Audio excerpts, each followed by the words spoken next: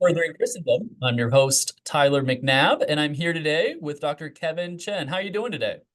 I'm doing great. Thanks for having me on, Tyler. So, for those who are not familiar with his work, he's got some good stuff here. Sadly, I left my copies at home, my copy at home. But you've got a couple of works. Do you kind of see this as kind of part one and part two, or do you see these as totally two different isolated works? Um, they are related. I don't, they're not really related in the way that a part one, part two, or a sequel would be to the previous installment. But I think they have the methodology is the same. I think the end result is the same. So we want to talk about both of them. One of them is about the meaning of the Pentateuch and the themes of the Pentateuch, and if the Pentateuch, if the Torah is really messianic and eschatological, right? And then the other one takes kind of an Old Testament theology more generally, and looks at kind of relevant passages for how we should kind of interpret this kind of nexus passages, or use some term like this, and so how we should interpret the Old Testament. And you're also going to interpret it eschatological and messianic, right? Because Hmm. it's traditional for those who are familiar watching with kind of typical standard Old Testament uh, hierarchical hermeneutics, right? Where it's clearly there are no um, conceptions of an afterlife, no conceptions of the Messiah early on. This is something that happens late into Second Temple Judaism, right? And maybe the Book of Daniel kind of alludes to Messiah or messianic figures, but and eschatological times. But that's not how the Torah should be interpreted. Genesis 3, for example, when we see that there's going to be a seed that is going to conquer the serpent, so to speak, crush the serpent's head, right? That's just talking about snakes. Like maybe people who are responsible for the Pentateuch, JD or P or whoever is responsible, maybe they just really didn't like snakes and trying to explain why serpents and humans have beef, or maybe it's just representing some kind of contextual incident that occurred at their time. It's not talking about cosmic powers or the Messiah or anything like that. So, what would you say to kind of this person who comes along and says, "No, we shouldn't interpret Genesis 3 messianically. It's not eschatological. There's no promise here. It's just beef about snakes and people." Yeah, I would say that there's just too much going on in Genesis 1 through 3, which is an origin story for the Pentateuch and for all of Scripture, and claims to be the origin story for humanity. Um, and I think there are other specific things you can see in the text itself that would suggest that we're not just dealing with a typical snake. I do believe that Eve was talking to an actual snake, but that it was more than your typical snake that you might find in the bushes or at the zoo or something. And as Genesis 3 tells us, this snake is unusually intelligent. It was more crafty than all the other animals that the Lord God had made, says Genesis 3:1. And then even more obviously, it talks. So that's not normal. This is not your typical snake. So there is a conflict between Eve and the snake in the Garden of Eden, but her conflict with this particular snake is not just with natural snakes in general. And then when you get on to the key text in Genesis 3 as it relates to the Messiah, that is Genesis 3:15, it describes the enmity or conflict that will continue between Eve and this snake, and also between their respective offspring, until, as the text famously says, the seed of the woman will crush the head of the snake.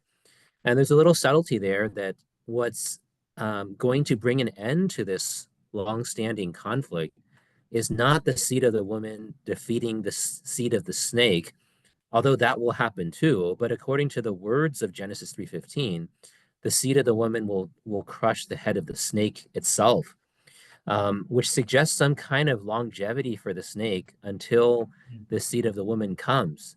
Um, so that would exceed like the normal lifespan of of any other snake that's ever lived. Right. So there's got to be more than just average snake talking. This is some sort of power that's going to be long standing that this snake either is or is representing. All right. So what about? So I know Sailhamer in his meaning of the Pentateuch, he takes it, and correct me if I'm wrong. You're the biblical scholar here who knows Sailhamer much better than I do.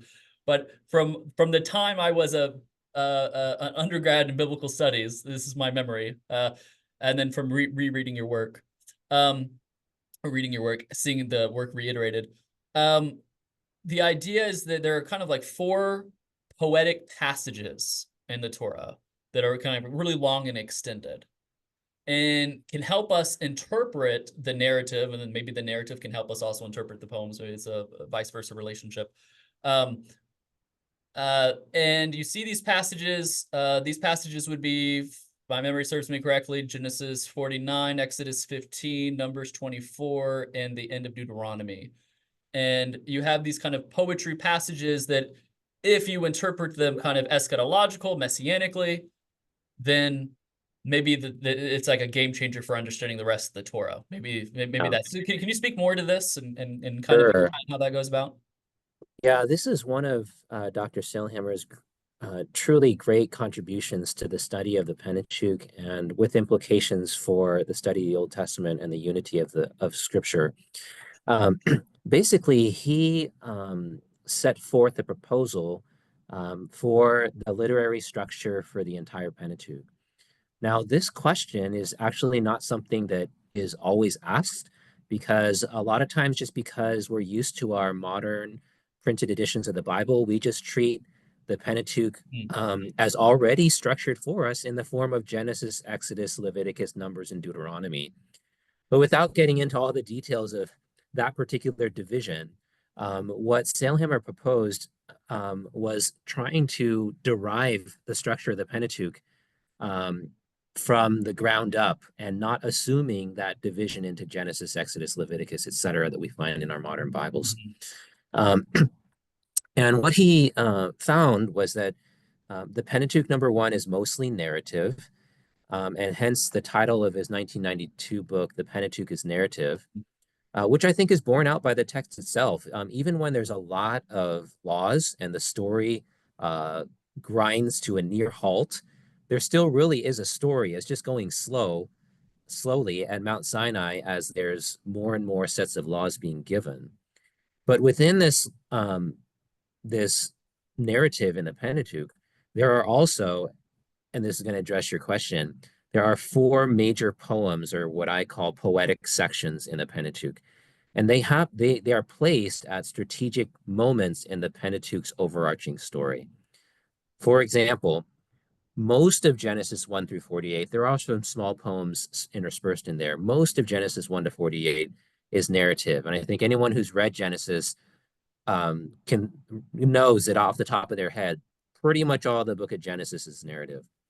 But in Genesis 49, you do have a lengthy poem when Jacob blesses his sons when he's aged and near death. And that's in Genesis 1, not 49, 1 to 27. Um, and what that poem does is really draw together many of the important words, themes, and ideas from the preceding narrative, and also gives a prediction for what's going to happen in the eschatological future. And as far as the whole eschatology side of this conversation, it relies very heavily on a certain Hebrew phrase that appears in conjunction with most of these major poems. So, right at the beginning, when Jacob is talking to his sons in Genesis 49, he tells them, "Let me tell you what will happen in the last days." And there are differences in Bible translations and how they render that phrase.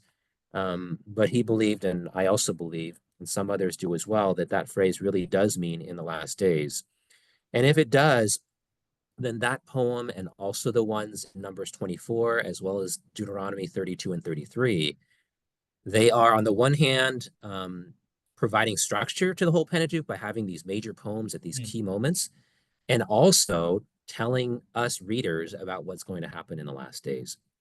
Right. And so, can you talk about a little bit what Genesis 49 says, especially in reference to um, uh, the person from Judah, right? The scepter Yes, not departing to whom what all it belongs, however it's worded. And yes, then Numbers 24 and the end of Deuteronomy. Can you kind of survey briefly what these are all saying and how they're all talking to each other? sure. In Genesis 49, in the last days, I take is primarily referring to the blessing that's given to Judah. And the reason why I say that is when you read Jacob's blessings towards his sons in this chapter, not all of it is positive, and not all of it seems to concern the last days. Um, so, for example, the things that he says to his oldest three sons, Reuben, Simeon, and Levi, are really not much of a blessing. They're really reminding them of their sins and talking Yeah. about how they're going to experience some of the consequences of those sins, but in the short term. I don't think that in the context of the whole Testament, that those three tribes are just going to be forever under um, the consequences of their disobedience. They're all going to get restored eventually. And But that's what the in the Deuteronomy last passage, right? That's what the Deuteronomy 32 and 33 33, yes, reverses, right? yes. Yeah, that's a parallel passage and an important one to Genesis 49. So I would say that in the last days in Genesis 49:1 is applying to the blessing to Judah in verses 8 through 12. And that is such a significant passage in the Pentateuch because it says that one day there's going to be a king to come from this line. And I think that's transparent from the text itself. But if Genesis 49:1 is also saying or hinting that this king is an eschatological king, Right. then you put two and two together, so to speak, and that king, that line of Judah, cannot simply be David because David doesn't come in the last days. It couldn't be Solomon or really anybody else either from the Davidic house. And really, the way in which that king is described in that blessing is as a perfect and ideal king. His brothers praise him, his brothers bow down to him, the nations obey him. And another great insight that Sailhamer made related to this is that as Jacob is blessing Judah, he's actually transferring the dreams of Joseph Mm, to Judah. So Joseph's dreams about rule and his brothers coming down, bowing down to him, they actually came true. But then Jacob reuses that image right. to predict that something even greater is going to happen to someone to come from Judah, not Joseph. And so the Um, whole kind of Joseph narrative isn't just a story about, hey guys, this is what you should do whenever you see temptation, run. Be like Joseph. But there's actually a lot more to it, right? Like yes, theologically, just like scripturally speaking, this is there to promote a visual for what it talks about in Genesis 49 with the scepter for not departing Judah, and it will have the obedience of all nations, right? That's yes. there to kind of give us a similar. I think you mentioned this. Um, you mentioned this a couple different times, right? With Jaal and crushing the head of the serpent, so to speak, or seeing um, Melchizedek as kind of a new Adam, a new priestly king, and Mhm. maybe connecting in some way, having the obedience of his nations, kind of connecting with all this, right? And so it's like these stories aren't just isolated, atomistically given stories that are good moral stories. Rather, they're there for this messianic and eschatological depiction. Yes, I think that that is their ultimate purpose, and it is a both and, but I wouldn't want to miss out on the and Sure, on right, that aspect of it. right. No, that's good. And so Numbers 24 now. This is real interesting. Uh, so in the imagery, there's like kind of this transition that happens, right? From the plural, kind of talking about Israel, to then talking about the singular, he will arise from Egypt. And then Yes, we also see like this. imagery of crushing the heads of Yes. Edomites or whatever, and we see the scepter talking about Genesis 49. So we kind of see that Genesis Yes. 3 and 49 here. Can you talk more about this? Yeah. Numbers 24, although it's maybe not the most famous passage to the average Christian, you wouldn't necessarily think about it. But I think when you really study it, it really is what I call in the most recent book a nexus passage that's drawing together so many key texts from the Pentateuch along with major themes that are in those texts. So one of them would be that phrase in the last days again. So the first time that that phrase appeared in the whole Pentateuch was Genesis 49:1 in connection with that major poem. And then the second time that it appears is in Numbers 24:14, which is interesting because you have to wait, if you're reading through the Pentateuch, you have to wait a really long time to get your second in the last days, but that's the way the author of the Pentateuch has designed it. And then not only is Numbers 24:14 through that phrase in the last days connecting you back to Genesis 49:1, but then the content and even certain exact lines are are being repeated from Genesis 49 also, specifically the blessing that's being given to Judah. So that in Genesis 49:9, it describes the Lion of Judah as lying down and as a lioness, and then it asks a question: who will arouse him or raise him? I get into that a little bit in Messianic vision, but in any case, that line is repeated in Numbers 24 also. So I think those two uh, pieces of textual evidence are very strong connections between Genesis 49 to 24, not to mention that Numbers 24 is clearly talking about a coming king. So right after it says in the last days, it in Numbers 24:14, it goes directly into the Star of Jacob prophecy, who is also described as a scepter that will arise. And there's another link right there, right? The scepter will not depart from Judah, says Genesis 49:10. And then Numbers 24, in that oracle of Balaam, I believe it's verse 17, says that a scepter will rise from Israel. So there are numerous significant and strong ties between Genesis 49 and Numbers 24 that would suggest they're purposely coordinated and talking about the same eschatological king. And to make things even better, Numbers 24 is drawing on Exodus language and themes, like you mentioned, right? So some of Balaam's earlier statements are talking about how God brought them, that is Israel, out of Egypt, which is important because they're on their way to the promised land. The whole point of coming out of Egypt was not just to go into the wilderness and receive the law, but ultimately to go into the promised land. And so they're on their way there. But then in Numbers 24, 8, I believe, it then switches to say that God brought him out of Egypt.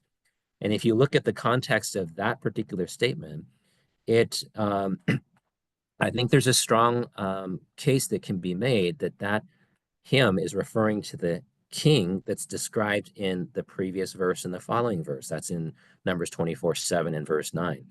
Um, so it's drawing in Exodus. There's creation themes in Numbers 24 with Israel being like trees planted by water.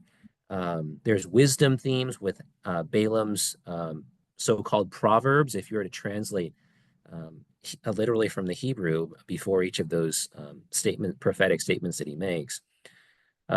So there's so much going on there, I think, in Numbers 24, and I think the purpose of it is directly to talk about the Star of Jacob and the scepter from Israel that's going to come in the last days.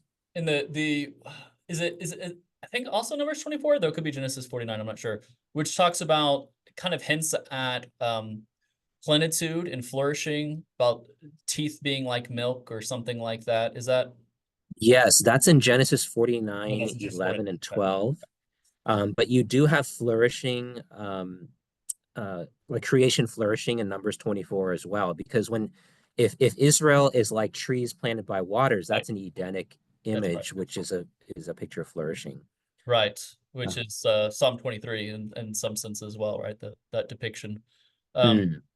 And then you also mentioned a really cool point that um, while our passage says, while our contemporary translations talk about like Agag or Agog, um, really, if you take out the vowels, right? So that's like one Masoretic tradition. If you take out the vowels, which obviously the earliest manuscripts didn't have, it could be read as Gog, right? And then Gog's like an eschatological enemy from Ezekiel, and so that would even provide more evidence that this is talking about sometime in the future. Is that right?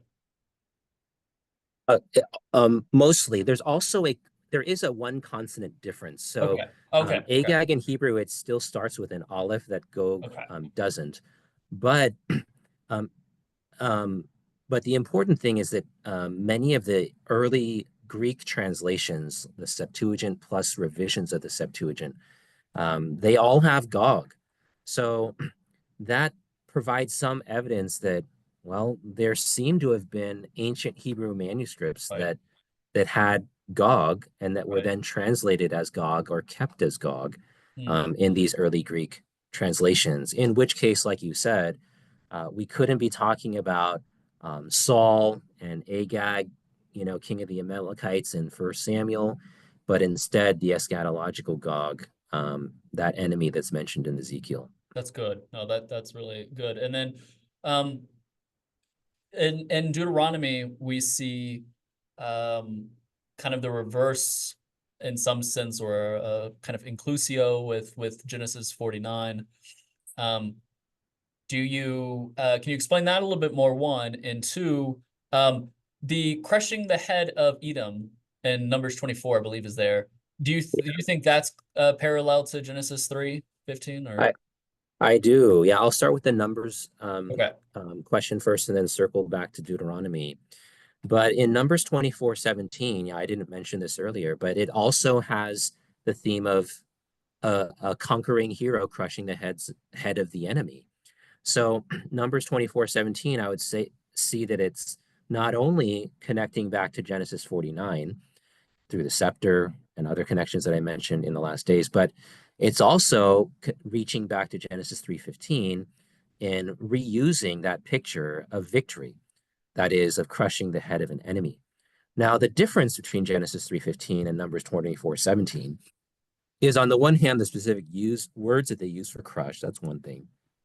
But perhaps even more significantly, in Numbers 24:17, the enemy head that's crushed is actually human enemies. It's the four heads of Moab or Seth that are mentioned there. So how then do you take care of that maybe apparent mismatch between Genesis 3:15 that says it's a serpent's head that's supposed to be crushed? I think that what's happening is that in Numbers 24:17 is that it's focused on crushing the heads of the serpent's seed. Even though that's not directly said in Genesis 3:15, Genesis 3:15 still means, I think, that this seed of the woman is going to conquer the serpent and its seed. It just doesn't say all that. But other passages, when they reflect back on Genesis 3:15, they can emphasize the victory over this serpent's seed if they want to. And I think that fits the context of Numbers 24 because Israel's trying to cross Moab to get to the promised land, and they're giving them a hard time and using all these evil spiritual forces to try to stop them. And um, so I think ultimately they're talking about the same eschatological messianic victory. Now, Deuteronomy, I discussed this related to the Song of Moses in Deuteronomy 32. And if you look at that song in detail, you'll find out that the words that it uses and also the themes that appear in Deuteronomy 32, there's a lot of them that are very similar to the opening chapters of Genesis, that is Genesis 1 to 3. So, for example, like just to start from the beginning of the Song of Moses in Genesis 32, first of all, he calls heaven and earth as witnesses. So heavens and earth, right? That means creation is going to, I suppose, figuratively be a witness to the song he's about to sing. But within the Pentateuch, obviously Genesis 1:1 starts with an important reference to the heavens and the earth as the universe that God has created. And then when you keep reading the song, there's other words. It's not just that one that would tie you back to Genesis 1 to 3. So, like the word wasteland that gets used with reference to God leading Israel through the wilderness in Deuteronomy 32. Well, if you were to check the Hebrew, that word for wasteland is the same word tohu, sometimes translated desolate or empty, that gets used in Genesis 1 2. So wasteland or Uh-huh. tohu appears in Genesis 32:10. Then there's a word for hovering, that one that gets word that gets used for the Spirit of God hovering over the waters in that same verse in Genesis 1. Very rare word. It's there in Deuteronomy 32:11. And you keep going through this song. And later on in the song, there's actually quite a bit of snake and poison language Mm. that's describing um, um, the afflictions that come upon Israel. And for me, the cherry on top is at the very end of the Song of Moses, then involves crushing the head of the enemy. And that, of course, for me, I see that as tying you back to Genesis 3:15. And so the victory that the Song of Moses ultimately predicts at the very end, I would say is the same victory that Genesis 3:15 predicted at the beginning of the Pentateuch. So That's uh, wonderful. Yeah, that's that's how I great. see the inclusio playing out. No, that's great. And so in your next book, forgive me if I misremember the title, something like The Wonders of Your Law. Uh, Hmm. yeah, so in the next one, the kind of the more Old Testament theology more generally, right? You kind of expand and you say, not only do you have these nexus passages in the Torah, but kind of all throughout the Tanakh more generally. And can you kind of explain what some of these nexus passages include? Obviously, no need to reiterate the previous passages, but what Sure. other passages in the Old Testament are we talking Yeah, about here? yeah. So by nexus passage, which is a term that I made up, but it's a phenomenon that I think that people are already noticing. So if you've ever studied anything that mentions intertextuality or biblical allusion or interbiblical interpretation, people have been working on this kind of stuff for a long time. Now, what I've been trying to do with this nexus passages term and approach to Old Testament theology is to say, when you read the Old Testament for the first time, or maybe even the first few times, it may feel like it's this really complicated mess of things. It's really hard to organize and put together. And I use the metaphor of a subway map that you might find in New York City or other mega cities of this world. When you look at maps like those for the first time, and I've had this experience, it's pretty overwhelming, right? It's just all these colored lines and all these stations and trying to figure out where you are and where you're trying to go. But even though that map looks like a mess, it's actually not, right? There's been a lot of planning and there's engineers and city planners working together to actually create this very intelligent system. Right.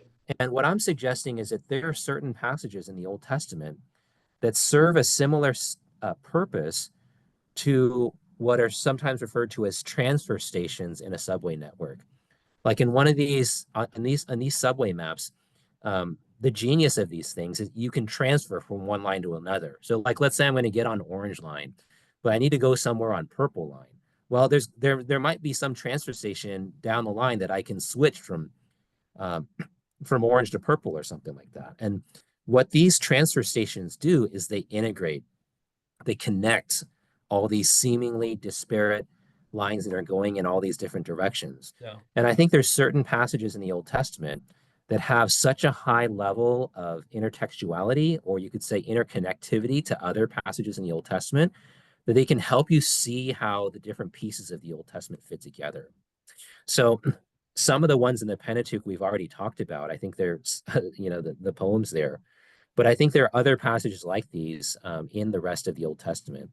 And so I limited myself to 10. I'm in the book, Wonders from Your Law. I wasn't trying to say that these are the only 10. I'm really trying to illustrate an approach. And I think if people think that there are more, that there should be more, I think that that ultimately validates the approach that I'm trying to demonstrate. And actually, I was originally going to write on 12 passages, but I was getting a little tired and the book was getting a little long. So I limited it to 10. So yeah, I know and believe that there are more than 10. But some of the other ones that I dealt with are 2 Samuel 7, the Davidic covenant. I think that's low-hanging fruit. That's an Yeah, easy choice. You yeah. need something that's going to talk about the Davidic covenant, and why not that one? I also wanted something from both the major and the minor prophets. So I was kind of trying to distribute it a little bit. Like if I pick something from First and Second Samuel, I'm not going to pick anything else from First and Right, Second Samuel. So I went to the prophets and I went to Isaiah 53, and I wanted something from the minor prophets. Maybe not a common choice, but I chose Jonah 2. And then in the writings, I chose three more. The Psalms have multiple good choices, but I had already done a standalone article on Psalm 110, so I didn't repeat that. I did another treatment of Psalm 72, and then followed that up with Proverbs 8 and Daniel 9. right. So those were the ones that I dealt with to try to demonstrate this particular approach. So maybe we can take a couple. Let's take Isaiah 53, Psalm 72, and Daniel 9. And so why are these nexus passages? Yeah, Isaiah 53, as um, Isaiah scholars recognize, is the fourth and last of the servant songs. And there's a lot of um, debate about the identity of the servant in these servant songs. Because when you put these four servant songs, they're in Isaiah 42 and then 49, 50, and 53. When you read them in the context of Isaiah 40 to 55, there's a lot of texts that talk about Israel being the servant. Right, So then the question becomes, okay, are the servant songs also talking about the same servant Israel, right, or are they talking about an individual Israelite?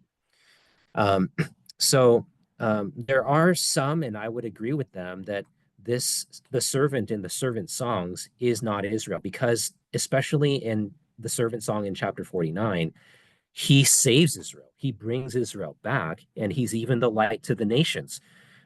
So this is the savior of the world. And I think that that would then affect how we understand the other servant songs and the identity of that servant, including Isaiah 53.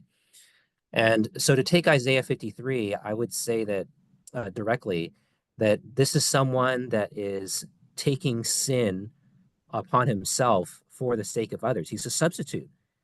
And I don't think it really works exegetically, logically, theologically to take the suffering servant in Isaiah 53 as Israel, as is sometimes done. Even though Israel has suffered tremendously throughout their history, and that right. should be respected and taken seriously. But But it would kind of go against the Mosaic covenant, right? We're in reference to the blessings and curses. So um, we're told that, God's going to bless if Israel's faithful and righteous, God's going to bless them. If they're less so, right, then God's going to let them go into dispersion. And this is obviously the Babylonian captivity, and then the captivity even after that. And so it seems like if this were just to be Israel, who is like righteous and has done like no fault, right, completely innocent, uh, then this would kind of contradict what God promises He'll do with them if they are innocent and obedient. Is that right? yeah, I think that would have to be explained as well. Um, so yeah, I wouldn't take it that. Yeah, I take Isaiah 53 messianically for that and other reasons. So I have a good friend, and we always talk about he's a Jewish philosopher, and we always talk about messianic prophecies, right? And um, he's Orthodox, and so we when we're talking about this, one approach that he talks about is, okay, maybe they weren't righteous um, in themselves, because you're right. If they were righteous, then they should be flourishing, not dying. So maybe they weren't righteous in God's eyes, but they were still righteous in the eyes of the Gentiles. And so really what's going on with Isaiah 53 is it's Gentiles talking about redeeming, being redeemed from Israel, who's the innocent sufferer, right? So I don't know, any quick thoughts on kind of that interpretation? Yeah. So the context of that last servant song is Isaiah 52. And one of the things that happens in the preceding context of the fourth servant song also happens in conjunction with the other servant songs, namely that there's a strong second Exodus theme. So right before that final servant song actually starts at the end of Isaiah 52 and verse 13 and onwards, it tells God's people to depart and to leave. And so by saying that, I think it's hinting to the reader that an exodus is about to happen. A greater exodus is happening right now.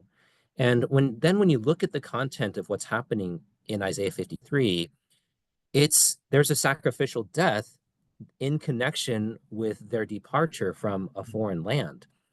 Um, that that sounds like Passover again, Right. because Exodus is going to obviously connected to the Passover lamb. That's what triggers Pharaoh finally allowing the Israelites to go. Um, so if you look at it in that particular framework, then some of the other ways of looking at Isaiah 53 for Israel's suffering, it just doesn't fit anymore.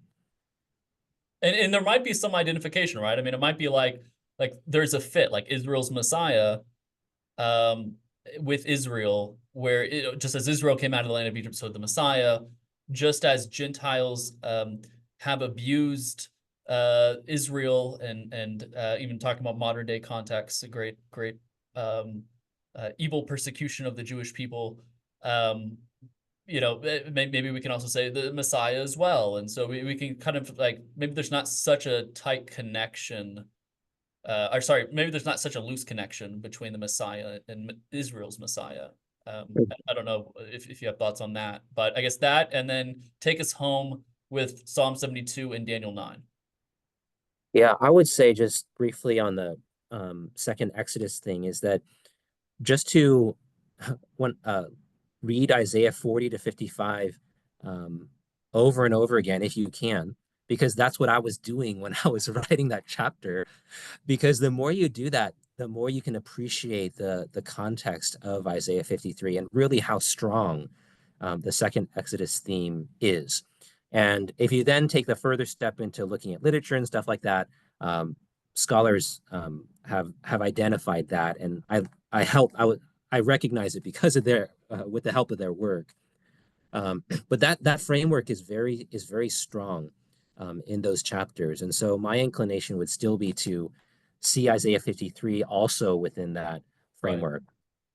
Briefly, with the last two Nexus passages, Psalm 72. Um, why is it a Nexus passage? Multiple reasons. One is that it's at a what's sometimes called a seam within the literary structure of the Psalter. So just like the Pentateuch has a literary structure, the Psalms have a literary structure as well, even more obvious because it's organized around five books.